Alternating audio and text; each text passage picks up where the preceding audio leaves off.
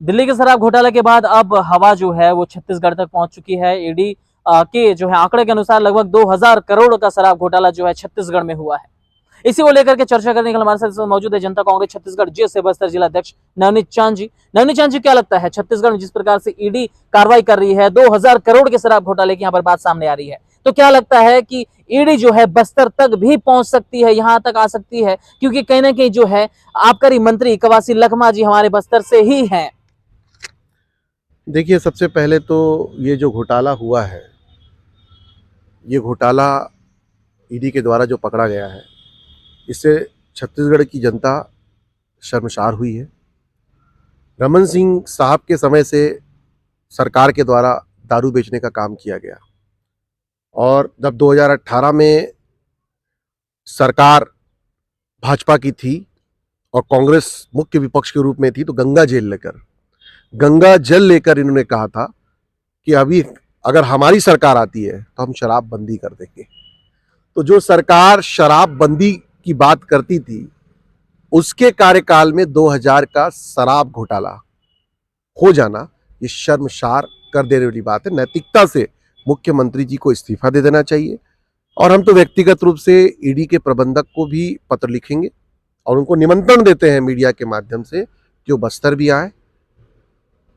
शराब के बाद जो सबसे बड़ा घोटाला बस्तर में है वो है डीएमएफ घोटाला, और उसकी शुरुआत बस्तर के बीजापुर जिले से, बस्तर जिले से यहाँ से शुरुआत की जानी चाहिए, खंगाले जाने चाहिए फाइलों को।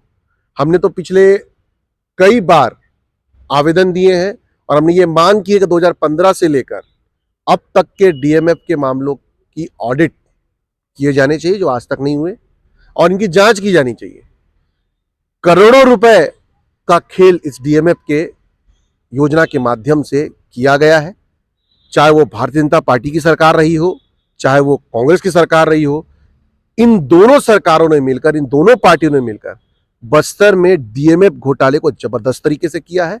इसीलिए मैं व्यक्तिगत रूप से बस्तर की जनता की तरफ से ईडी के निर्देशक को यह निवेदन करता हूं कि ज्यादा दूर नहीं है, जगदलपुर 300 किलोमीटर है। अगर फ्लाइट के टिकट की भी पैसे की आवश्यकता पड़ेगी तो हम सभी से चंदा लेकर हम ईडी की टीम के लिए फ्लाइट के टिकट भी बुक कराएंगे, यहाँ रूम भी बुक कराएंगे।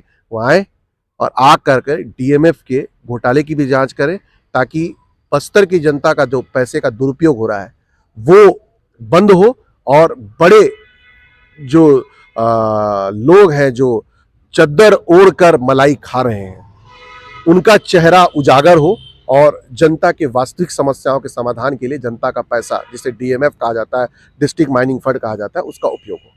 नवनीत जी, जिस प्रकार से शराब घोटाला पे जांच चल रही है, क्या लगता है कि चुनाव से पहले पहले कुछ बड़ी जो है इसमें एक्टिविटी देखने को मिल सकती है, या फिर किसी बड़े आदमी की इसमें फंसने की आशंका है?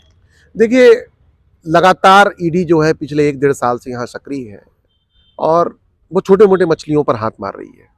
वो भी ना जाने क्यों बड़े मछलियों को पकड़ने से वो भी गुरेज कर रहे हैं। हमने जब भी देखा है कि जब भी ईडी का कोई छापा पड़ता है, हमारे मुख्यमंत्री प्रधानमंत्री से मिलने चले जाते हैं, इधर मीडिया में बयान देते हैं कि सरकार जो है ईडी का दुरुपयोग कर रही है, वहीं दूसरी तरफ प्रधानमंत्री से मिलकर निकल के बोलते हैं कि उसने हमारी छत्तीसगढ़ की गोवर्धन योजना का तारीफ किया। और यह अक्सर तभी हुआ है जब ईडी के कोई बड़े छापे छत्तीसगढ़ में पड़े हो और किसी एक की गिरफ्तारी हो। और अभी तो डेवर परिवार के लोगों का नाम सीधा आया है, उनके एक भाई की गिरफ्तारी हुई है और बार बार 2000 घोटाले में सीधे सीधे इन्वॉल्वमेंट की बात की जा रही है कि कुछ बड़े चेहरे हैं जो सरकार में शामिल हैं, उनके भी नाम है।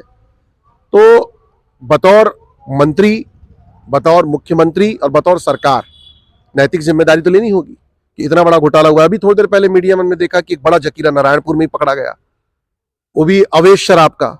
तो ये तो प्रमाणित हो रहा है और हम तो ये देख रहे हैं लगातार कि शराब दुकानों में भी जो है वो अवैध शराबों का काम चल रहा है। ये कहा जा सकता है कि एक और शराबबंदी की बात करने वाली प्रदेश की कांग्रेस सरकार एक तो शराब बेच रही है, ऊपर से उसमें घोटाला भी कर रही है। क्या इस पर जनता क्या कुछ राय बना रही है, या फिर आने वाले समय में इसको लेकर के क्या लगता है आपको, अगली बार इनके पास चुनावी मुद्दा क्या होगा? क्योंकि जिस प्रकार से इन्होंने वादे किए थे गंगा जल लेकर के लोगों की आस्था के साथ, कहने के खिलवाड़ कहा जा सकता है, क्योंकि गंगा जल लेकर के जिस प्रकार से शपथ लिया गया था। देखिए, इनके पास कोई एजेंडा नहीं बचा है। ये बोलते हैं युवाओं को गोबर बीन लो, फिर बोलते हैं हम भत्ता देंगे, भत्ता देने के लिए डिफिकल्ट कर देते हैं पूरा का पूरा आवेदन, लोग भत्ता नहीं ले पा रहे हैं। फिर बोलते हैं हम शराब बंदी करेंगे और 4.5 में शराब घोटाला हो जाता है। तो क्षेत्र की जनता और छत्तीसगढ़ की जनता तो मूड बना ली है। रमन सिंह का कार्यकाल भी उन्होंने देख लिया और डॉक्टर रमन सिंह के कार्यकाल के बाद अब भूपेश सरकार का भी कार्यकाल देख लिया। इनके पास कहने के लिए कुछ नहीं है, ये तो आपस में लड़ रहे हैं। एक तरफ बोलते हैं कि हम बहुत अच्छा काम करें, दूसरी तरफ बोलते हैं सर्वे मिलने के बाद टिकट कटेगी। अगर आप अच्छा काम कर रहे हैं, आपका क्षेत्रीय विधायक अच्छा काम कर रहा है, तो टिकट किस वजह से कट रही है और काटने की बात क्यों हो रही है? इसका मतलब आपको खुद फीडबैक मिल रहा है ना कि जनता आपसे नाराज है। अब बस्तर जिले का उदाहरण देख लीजिए, कानून व्यवस्था ताक पर रख रही है। कभी कांग्रेस के नेता जो है लॉ एंड ऑर्डर संभालने वाले लोगों पर हमला कर देते हैं, तो कभी लॉ एंड ऑर्डर संभालने वाले डॉक्टरों पर हमला कर देते हैं। तो जो हालात है बस्तर के अंदर में, छत्तीसगढ़ के अंदर में, वहां पर वर्ग संघर्ष, धर्म संघर्ष और भ्रष्टाचार के अलावा कुछ भी नहीं है।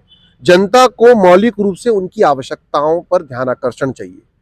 जनता अपनी समस्याओं का समाधान चाहती, इसीलिए उन्होंने अपने नेता चुने।